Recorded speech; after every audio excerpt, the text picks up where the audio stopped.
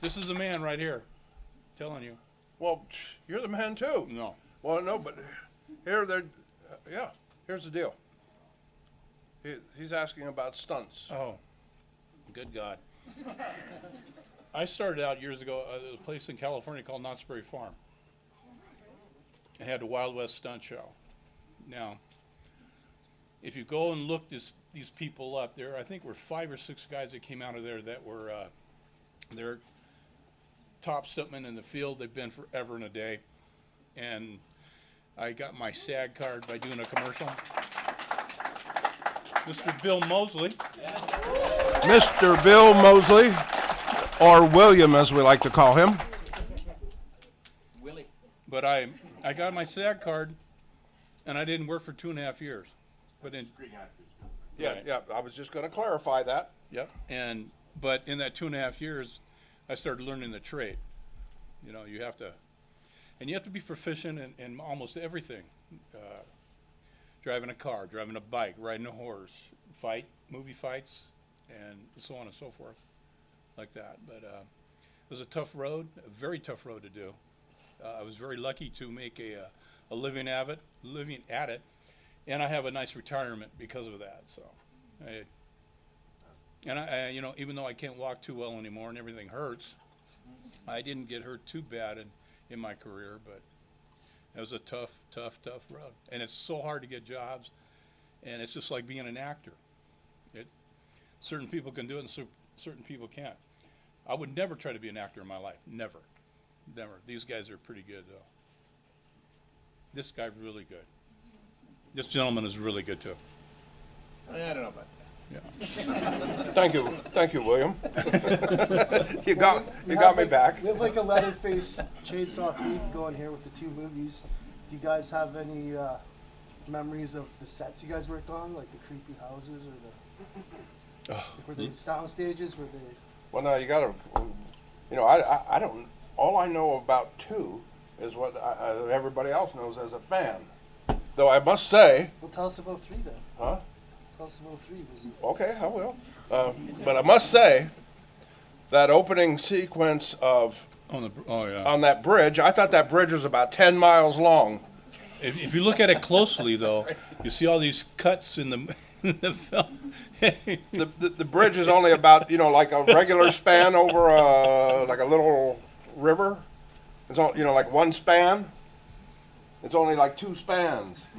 You know, it takes you about 60 a minute to drive across. 2 minutes to drive across. Yeah, and so you'd have to do this part, and then we go back up, come back again to do this part, go back, and it was just put together with all these different cuts, and I really thought it was like a 5-mile bridge. Oh, that's movie business, movie make believe.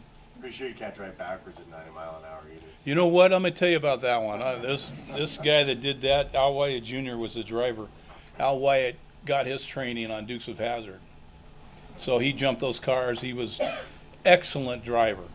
You know, he was a good stuntman altogether. But he could drive, and he took that truck, and then nothing moved. It was just straight, and he's driving backwards at 40 or 50 miles an hour. It was quick for little bits of time, but yeah, you know, he was unbelievably. And which was good for me because the chainsaw was spitting oil everywhere, and even though we had tape on the rails of the truck, I was still slipping and sliding like a, you know, it was just quite an experience.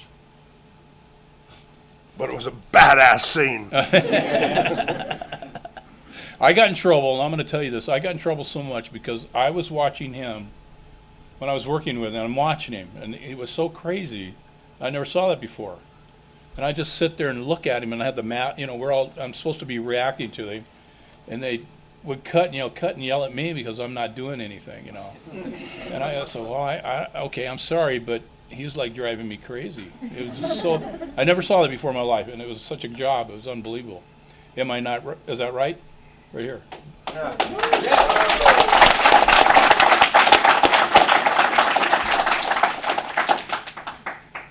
I did want to say about RA's acting, though, that Smothered. I don't know if you all saw Smothered. Speaking of Dukes of Hazzard, John Schneider's movie, and R.A. was just fantastic in it. So you What? were really, yeah, you didn't bring tears to my eyes, but you brought something somewhere. Could it be acute indigestion? Might have been. I don't know. No. Bill and I and Kane and Don Shanks and Yeah. I think all of us had a tremendous Malcolm Dinar. Michael Berryman seemed to make it. Oh down my there. God. Michael Berryman made a Bruce. cameo, Yeah.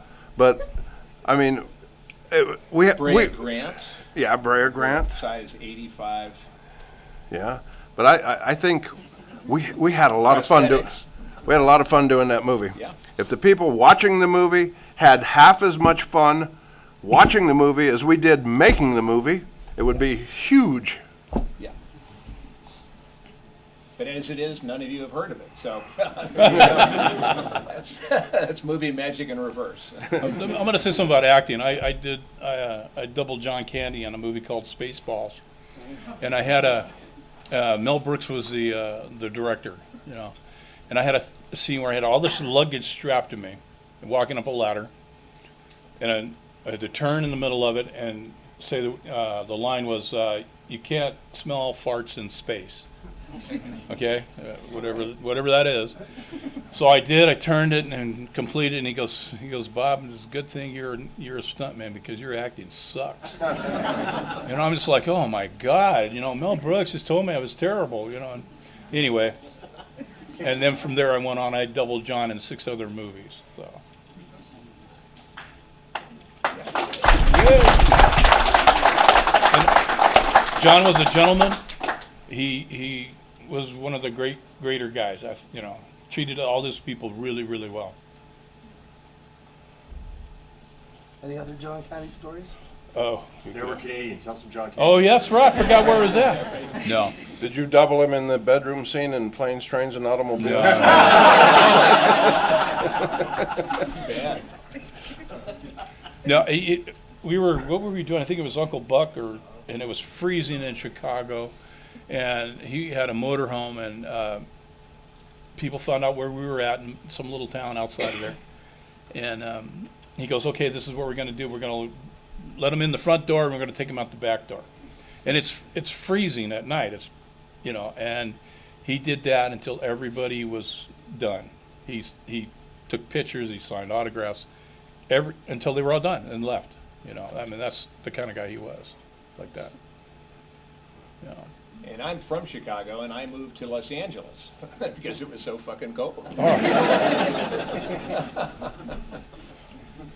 I walked off the plane in Chicago at the wintertime, and I turned around and I said, "I'm going to go home. I can't do this." It was, you know, I'd never experienced that before. So. Stick around. Oh. Later this afternoon. No. But we did a film in Vancouver, and that was a beautiful, beautiful city. That was a lot. But again, I really like Calgary. No, you know, I'm not buttering anybody up, but it's a beautiful city here too. Absolutely. All right. Anybody have any questions? I got one for Bill. What was the atmosphere like filming House of a Thousand Corpses? Like, especially it being like Rob Zombie's first debut film.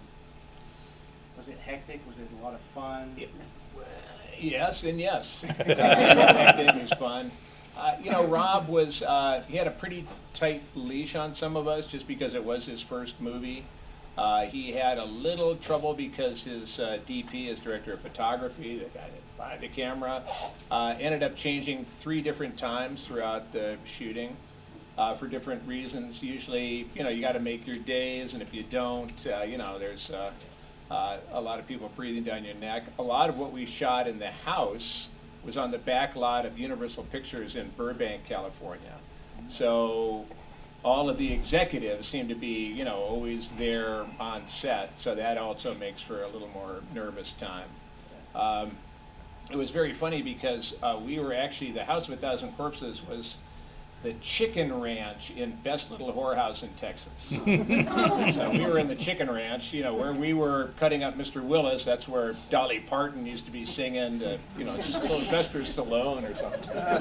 And also while we were shooting, the tram was going by. You know, every 10 minutes there would be the tram going by, going, on your right, there is Rob Zombie's House of a Thousand Corpses. And I remember one day actually coming out, I'm wearing Mr. Willis's skin, sorry, spoilers for some of you, you know, covered with blood, wearing someone else's skin, you know, and I walk outside just as a tram is going by. And they're kind of taking pictures, but they're kind of horrified.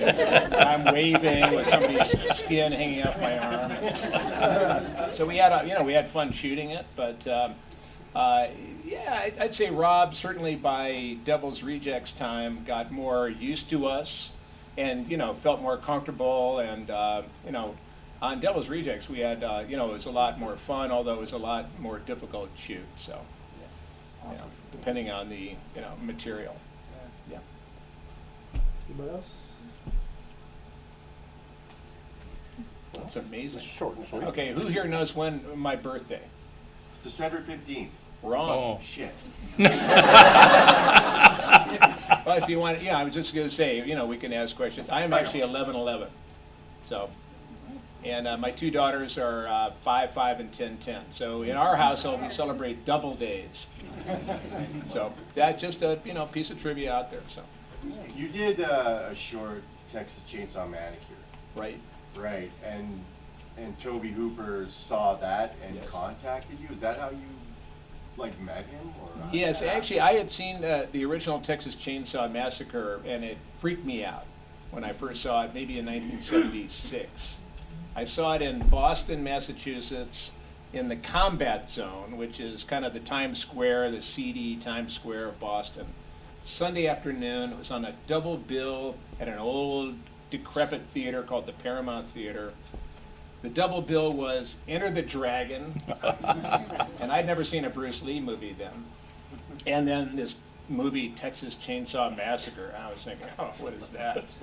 And you know, and it was a very, you know, urban crowd, let's say, and everybody's yelling at Bruce Lee, come on, kick his ass, you know, and everybody's into it. There's a good spirit, and then comes Chainsaw. And it's just really the opening tortured violin note and that, you know, the kind of the slow strobe of that melting corpse. And it was like, what is that? And all the air went out of the theater. And we all just were you know, really literally captivated by the movie. We couldn't speak, you know, it was like an amazing experience. And it really affected me deep down inside. It, you know, it made me afraid of, you know, I come from the country.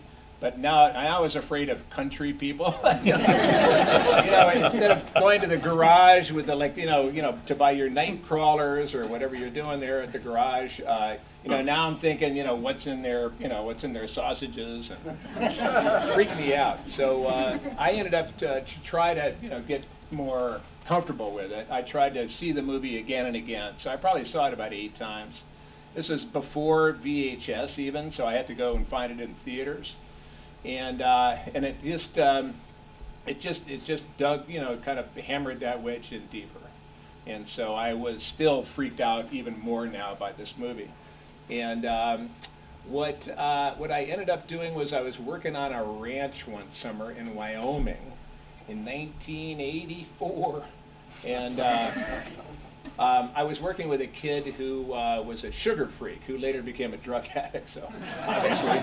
But that was a real early indicator, you know, and he was having the frosted flakes and the bug juice and the, you know, whatever, those bug sickles, you know, he was cuckoo. And then he would do some labor under the hot sun, and he would go into what I called sugar deliriums. So he would just start blathering, and he would do like cartoon voices and, you know, jingles, and he was like a weird radio station. And one day we were working. I usually just turned a deaf ear to him, but we were digging something or chopping, I don't know, whatever we were doing on the ranch. And he's going like, Captain Crunch, you know. It's like, and then all of a sudden out of his mouth came the Texas Chainsaw Manicure, and then he was like back to Captain Crunch, and I was like, whoa. And it went into my head, and I immediately saw a scenario. I went back to the bunkhouse and wrote out like a 5-minute story of, a woman goes to a beauty parlor, gets her hair done, under the dryer, wants a manicure, out comes Leatherface. I just had this idea. And so I came back to New York City where I was living. I got a bunch of friends together. We took over this beauty parlor on Staten Island called Sonia's Hair Fashions for a Sunday afternoon. We shot this thing, and it ends happily because Leatherface comes out and he starts. There's a woman under the dryer, says she can't get up. She's screaming. He comes out. He starts sawing on her hand. She's screaming, and then he goes away. She passes out from fear, and the beautician comes over and slaps her cheek to wake her up. She goes, no. Oh. She's got a fabulous manicure. And she comes out to the truck where my cameo of the hitchhiker, Ed Neal. She comes out and she goes, look, honey, I got the best manicure ever.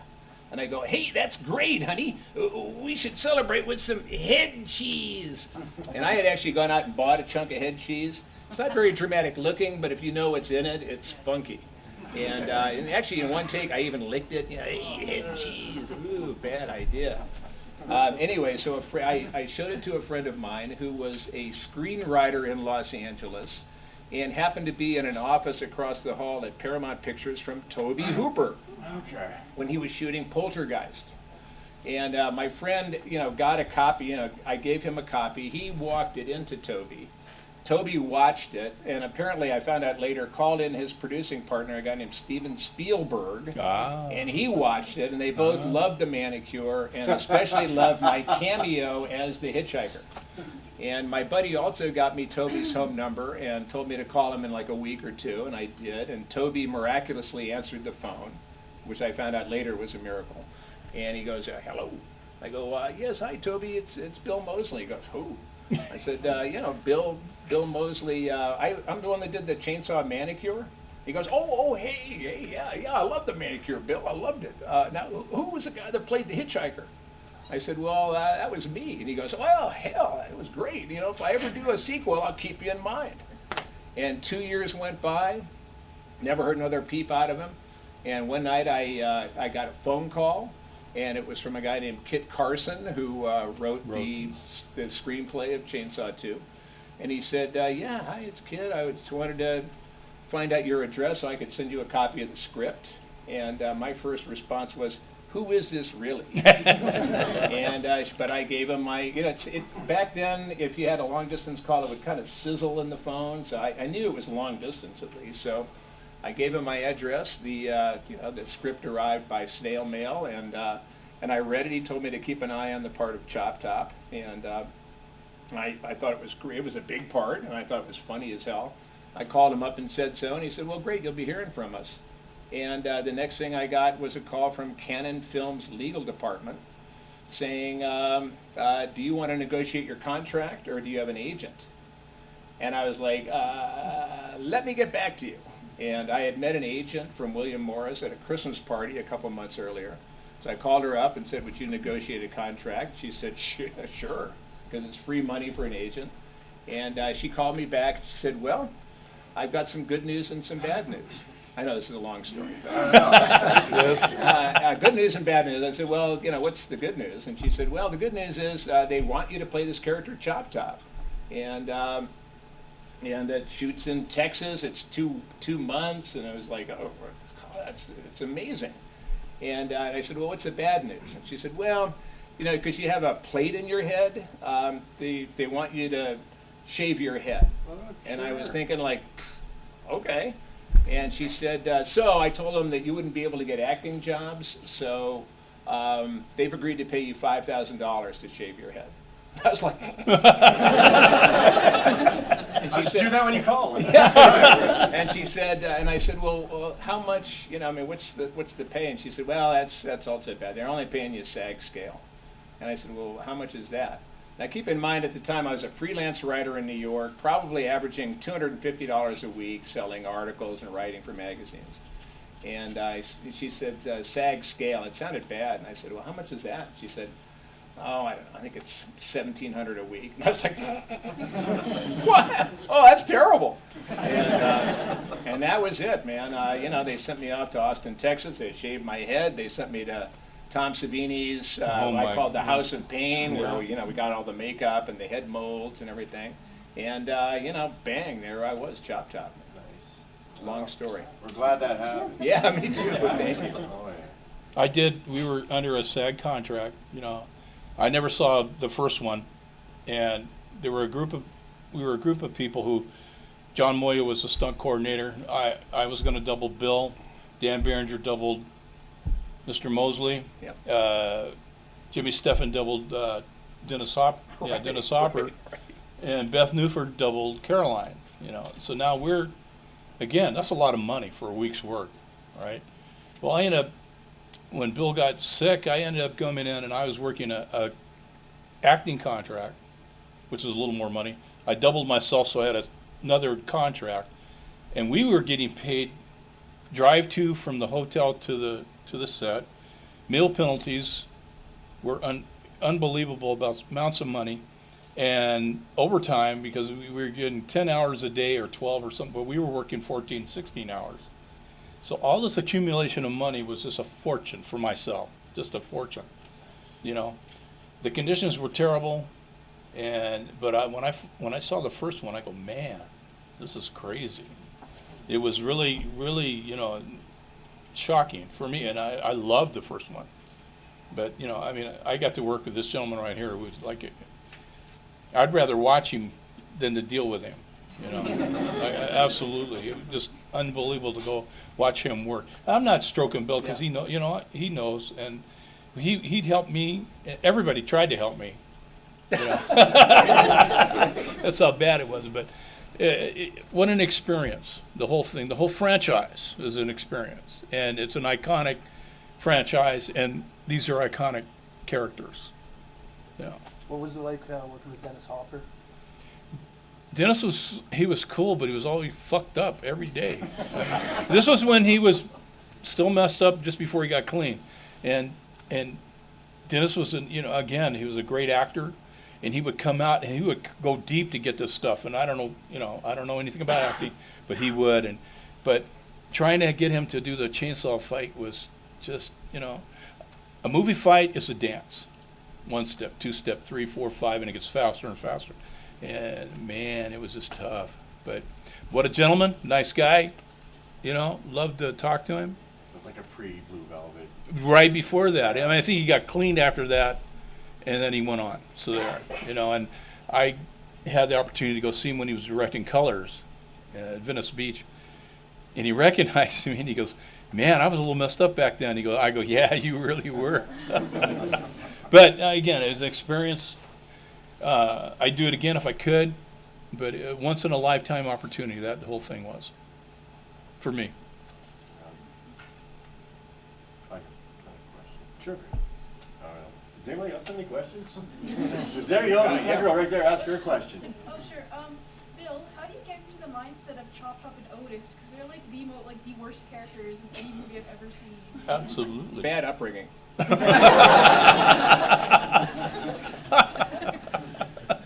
It's actually not that hard. I have been asked that before, like, how do you go to those dark places? And they seem pretty accessible. I don't know.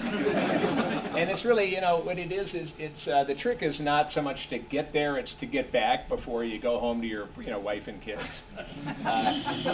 Although during the, the Otis period when I had my kids, they kept their rooms pretty fucking clean. I'm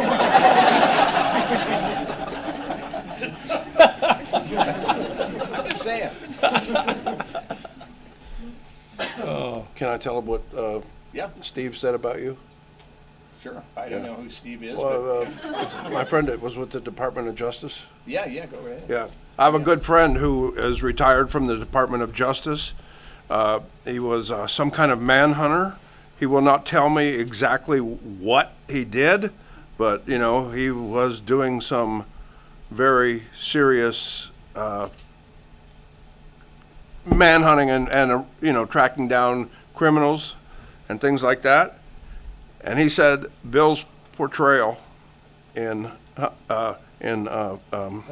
Devil's Rejects was so accurate that of somebody that he actually arrested.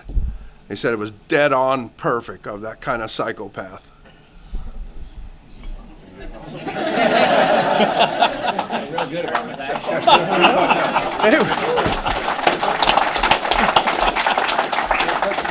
So then it begs the question, where did you get Boar?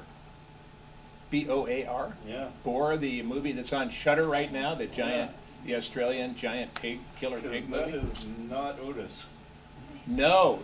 In fact, I was very happy about that because, I love playing characters like Otis and Chop Top and Luigi and, all the other Crepitus and all the other scary guys. But, Boar was just, it's funny because I had worked with that same director, Christopher Lee's son, on a movie called Charlie's Farm. And Charlie's Farm, which had Kane in it as well. I was Charlie's dad. Charlie is the big bad guy, and I'm his dad, so of course, I'm even worse. But then the director wanted me to play against type, and so in Boar, I'm actually a stepfather, and driving a Range Rover, and Mr. Nice Guy, and it was difficult. But what I did was to try to just make it. To try to make it work, I tried to, I remember going on to a website, I think I told you about that, and it was Australian phrases, because I wanted to play a Yank, because my Australian accent is so terrible, it would have taken everybody out of the movie. I still can't do it. Well, I don't even try Australian, but my daughter can do it. But anyway, so I went on to a website to see like Australian phrases, and so in the course of the movie, you'll hear me say, I'm driving along, and my wife and our stepkids in the back, and I go, I'm so hungry I could eat the crotch out of a low-flying duck. They're all like, that's an Australian phrase apparently. So I don't know if I got that right or not. That was where I had my fun. That was a little Chop Top getting in there, but otherwise, yeah, it was a lot of fun playing a normal person. Very hard to be normal for me. Yeah. Oh, yeah. There's another question.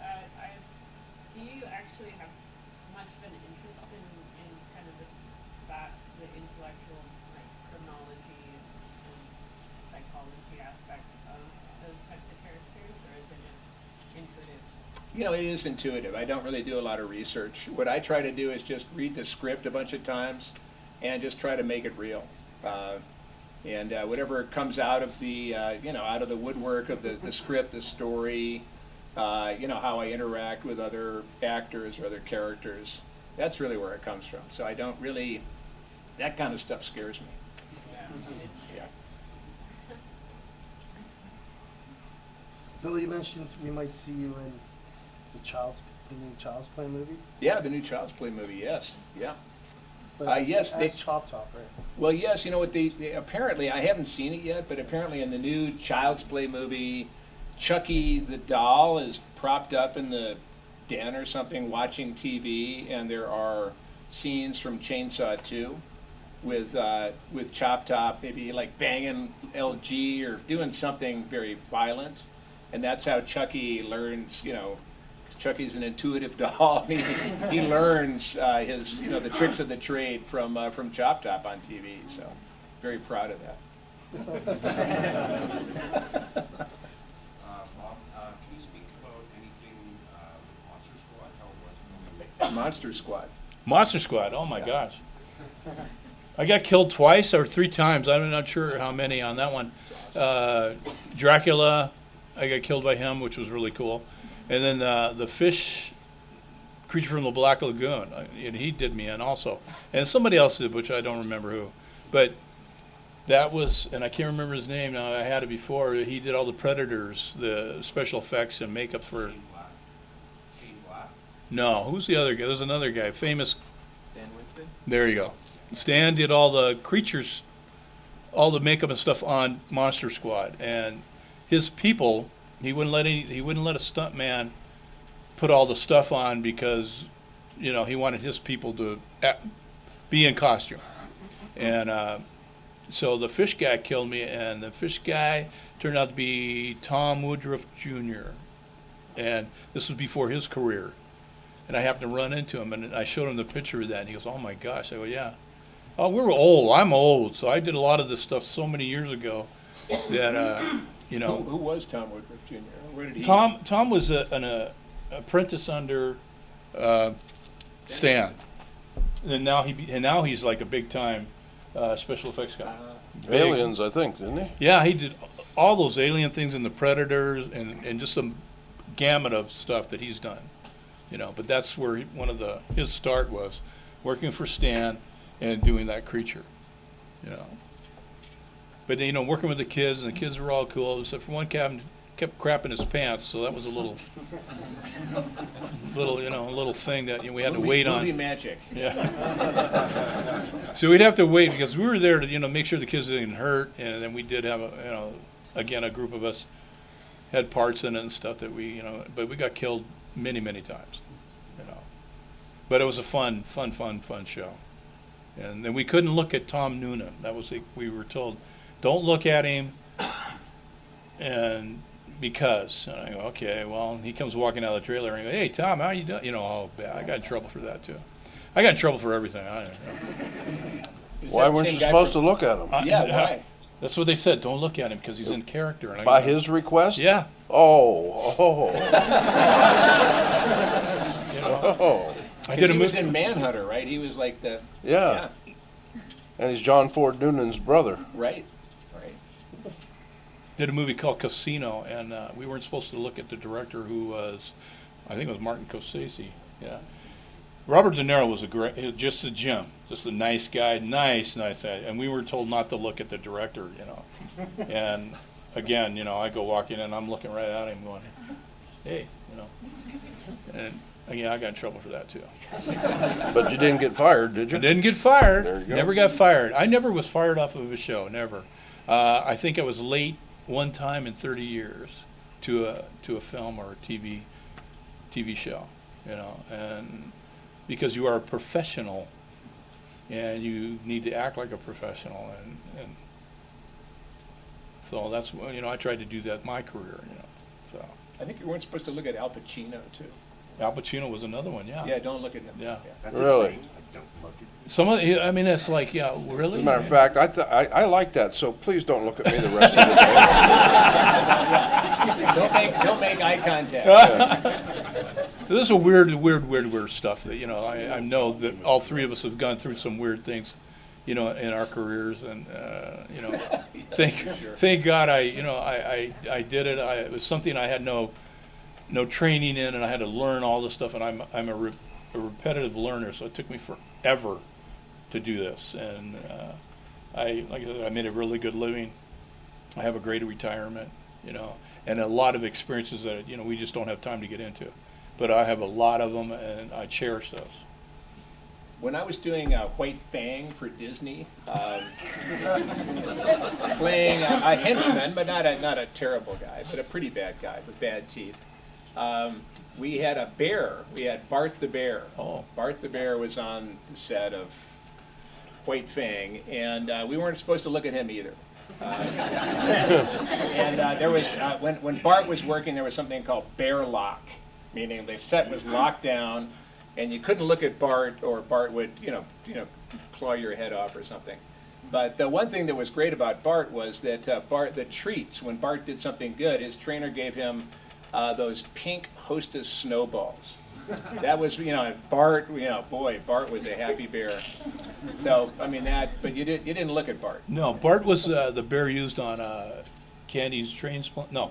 Yeah. Well, the bear, he was in the bear. No, he was. That was the same bear. Yeah, it was the same bear. Doug What was the Seuss. name of the plane? Or the movie was? I don't know. Summer Rental. Not Summer Summer Rental. Rental. No, it was Great Out. Yeah. Okay. The Great The Great Outdoors. Now that's supposed to. Bart, yeah, Bart got around. Yeah, John was supposed to be under the door because Bart breaks down the door and he's laying down there. Now they put stops underneath the door because Bart was like 1,000 pounds, whatever he was. Yeah. So he, it wasn't John. It was a trainer. They put him in costume and stuff and put him underneath the door for that. And there was nobody around. I think it was remote controlled on the camera too, because they didn't want All that Yeah. stuff. It's crazy. Mm. Bart the Bear. Bart the Bear. Alright, when you were Leatherface, Yes. Kane was, He was Kane in Hodder Bear was your Life. stunt double. Who? Is there anything you want to tell us about him? He's not here, so we can- Who was it? Kane Hodder. What's he done? Where would I? He's one of the Jasons. He is? There may be 5 of them. No. Did Yeah. Kane say that he doubled RA and Yes, it's He true. did, he did. Yes, yes. Kane Hodder So was. he was Leatherface. Yes, Kane Hodder was the stunt coordinator on Leatherface: the Texas Chainsaw Massacre III, and he did double me on some scenes. Yes, that's all fact. Anything you want to tell us? Huh? He's not here, you can talk shit about him. Absolutely, I will. We worked on a movie, again, I was doubling John.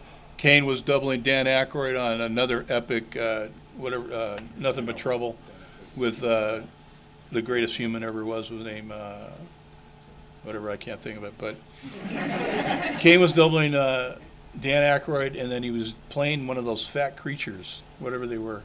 And My mother-in-law. no. And but I remember Kane. I remember Kane back in the day when he's coming around the set. We're all begging for work. It was a nonstop hustle to try to make to make a living. We weren't even making a living. We were just trying to get into the business. So I remember Kane from a million years ago. So I give him shit all the time. Again, as I'm older than him, not much older than him though, but so. And that takes me back to something I was going to tell you all earlier. When I wrote a letter, you remember Benny Dobbins? No, I got a Benny Dobbins too. Well, when I wrote to Benny Dobbins about going to stunt school or training or anything like that, he said, no, there isn't, but you've got to have a knack for self-motivated hustle. And that's all it is, and that's the best word for it is the hustle. You got to go see everybody, and you got to get in their face, and you got to, da-da-da. Benny Dobbins, beautiful man, great man. I worked on a movie for him, and he goes, yeah, okay, come here, look at the director. Director goes, yeah, you're good. Now, I'm supposed to be somewhat of the same size as Arnold. He was in this movie, and I was supposed to be mistaken for him, and I got killed. Schwarzenegger. Yeah. And so I did this thing. Well, I did it in the buff. They brought me down there. They didn't tell me I was going to be naked, but I was naked. I had squibs in the front, squibs in the back. The guys came in, shot me. I took out a practical shower and fell on the floor, bare butt naked, And Benny goes, hell of a job, Bob. Thank you. That was it. And that's how he did to his guys. He worked a lot of people, but man, Benny was as cheap as he ever came. But he was so cheap. I go, you got to be, I didn't say it to him, but I'm wandering around shaking my head. I was like, you got to be kidding me! I almost killed myself and nothing. We get adjustments, stunt adjustments is what stuntmen, and it's all calculated against everything, and it's great. But Benny was known for that. now, did you get a dick adjustment or? No, no. That poor little guy was stuck to the floor. They had to bring in the water because the blood was everywhere and they're squirting. I'm pulling myself off, and Man. and it's Pull like yourself off. you pull it off the floor, and then everybody's up on the scaffolding and they're all laughing. And I go, you know what? That's it. My career is over. That's enough. Yeah. Got a question? Oh, I was gonna say, just as being like the 2 and the 3, how is it kind of like, as far as the sequels go and whatnot, kind of adjusting? Did they make you kind of play towards what the person before you was, or did they want you to kind of reinvent the character? For Not for me, but I did steal that from Gunner, where he had the chainsaw over. I stole that and I used that. Now I used it once, and they said, "Oh, you're going to do this every time." Oh God, that was my big mistake. But and no, I guess that goes for RA as well. Well, following up. I mean, when you're in a mask and you grab a chainsaw, I mean, it's just, it kind of portrays itself in a way, you know what I mean? And I had a leg brace, so when you're walking through the woods with a leg brace, a running chainsaw, and that mask, and you're looking for people. I mean, how much more different can I be from the guys in front of me, you know? I mean, I did it my way, but still, I'm naturally left-handed. I had to do it right-handed. Oh. Oh, I did Chainsaw Love, though. I don't, you guys saw that, right? Yeah, Caroline. Me and Caroline got really... And then she goes, you know, she told me later, she says, I was petrified. I didn't, and I kept telling that the day we were doing that, I said, look, I'm not going to hurt you. You know, trust me. Right. Okay. And then you know, Toby Hooper's smoking a cigar which stank and it's hot, and I'm looking at it and I go, what do you want me to do? He goes, well, act like you're fucking her. That's what you do. You know, he's screaming. Okay, that was it. Bye. You know, crazy stuff. Crazy stuff. I have a question for Bill. Do you have any stories with Sid Haig on set? It's always fun to work with Sid, and I was on the set with him a lot. Let's see. Yeah, it's always you know, every time I was on the set with him was a story. But Sid is I think Sid is actually, I think next month Sid turns 80. And that is amazing. So actually, the more fun is, you know, I mean, working with Sid is fine, but having breakfast with Sid, Yeah, yeah. that's Oh my really God. the fun part.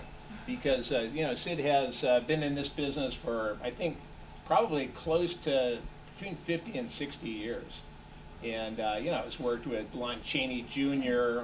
He was in a Bond movie. I mean, he's just he's an amazing guy. So that's what I would say. I would say every you know, chance you get to dine with Sid, you know, you'll have a lot of fun listening to his stories. He's got a great sense of humor. You know, he's from Sacramento. I'm sorry, Fresno. Whoops, sorry. Oh, yeah. sorry. Easy now. Fresno, California. You know, very proud guy, and you know, so much fun to work with because. Not every, you know, when you get on the set, not every actor has the same kind of style or the same philosophy. Like, you can look at me on the set, I don't give a shit. You know, I'm not all locked in and weird. Same with Sid. You know, he's got a very, you know, matter-of-fact manner of acting and a lot of fun to be with. You know, same with Sherry Moon, by the way, Sherry Moon Zombie. And, you know, that to me is, you know, that's probably the fun part of acting. When you're all on the same page, you're all in the same story and the same reality, then it gets a lot of fun. I do remember when we were about to shoot the final scene in Devil's Rejects, and for those of you who haven't seen it, sorry, spoiler alert, but there was a moment where, you know, the car is stopped, and I'm driving, and you know, I stop, and then the camera pans, and you see it's the Rubbsville Sheriff's Department that's got a roadblock ahead and all their rifles. And so we know that this is, you know, basically the end of the road, and maybe.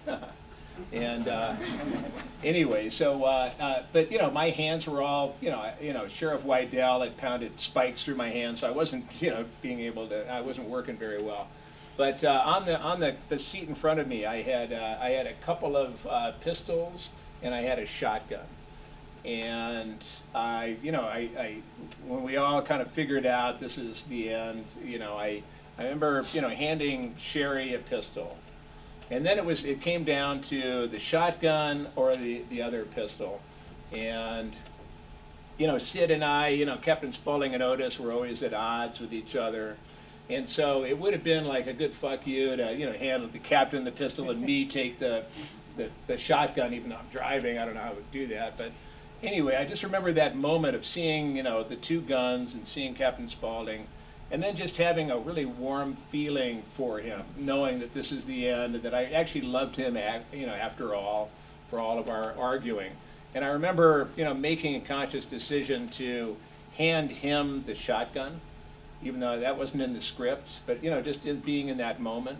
And I remember just, you know, seeing his look of appreciation for that. And then we were all, and I got the pistol and, you know, the steering wheel, and we were all ready to go.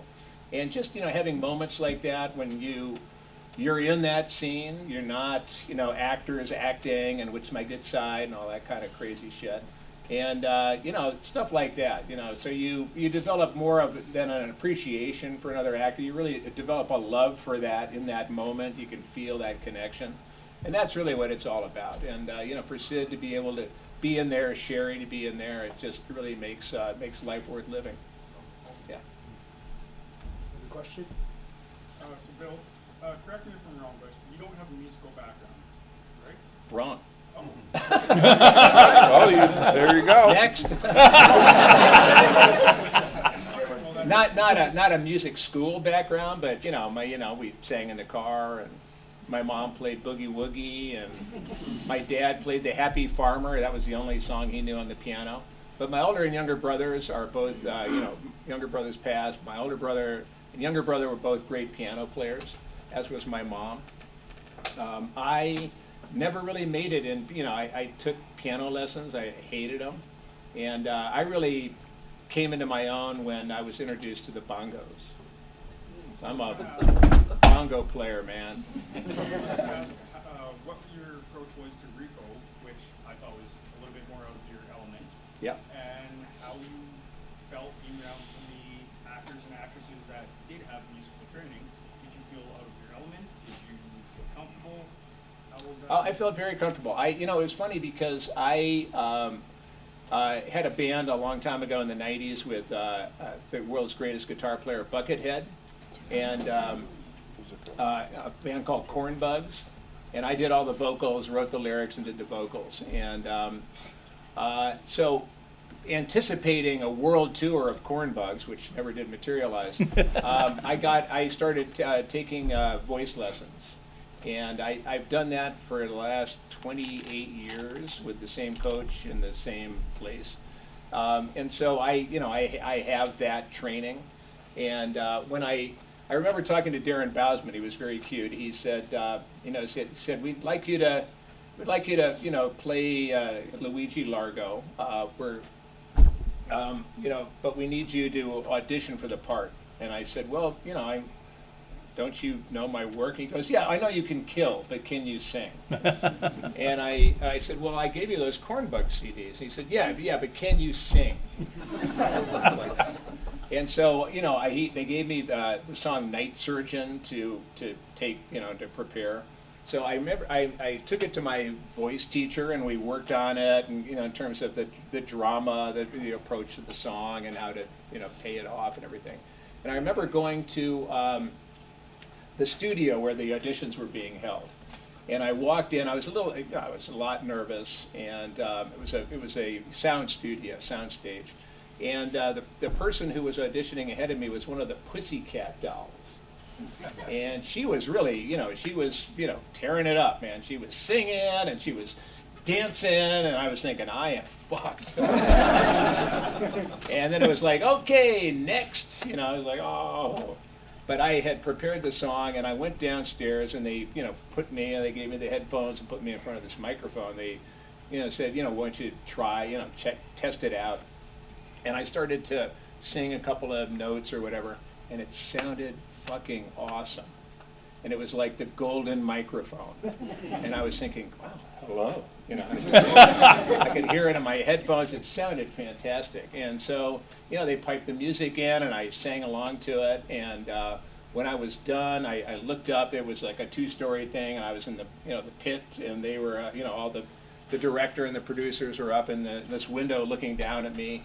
And when I was done, they were all like, and so I, had prepared the song, had a golden mic, and once that was done, I got the job. So yeah, music is in my life.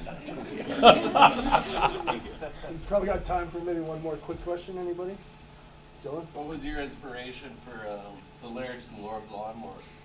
Lord Lawnmower, I live in Los Angeles, and so there are a lot of, people that are mowing the lawns on my block, and that really was it, basically. Yeah, just, One hell of a song. Thank you very much. Buckethead and I, we never did a second take of any song. Most of the time we would, either make up the lyrics, like Pigs Are People Too, was totally, in the moment. I just wrote down the title, and then I just started making it up as we went along. So there was never a second take of any Cornbug song. you know, for better or for worse. And yeah, but Lord Lawnmower was one of those too. We just made it up on the spot. You know, when I heard Buckethead, you know, again, the world's greatest guitar player. And I think Corn Bugs is available on iTunes. Don't plug too hard. Along with Spider Mountain, which was my next band, and Bill and Phil, which I did with Phil Anselmo. It's our little EP, Bill and Phil, Songs of Darkness and Despair, it's called. So another, you know, uplifting, heartwarming bunch of songs. But yeah, thank you for asking. All right, thanks, guys. All Thank right. you guys very much. Appreciate it.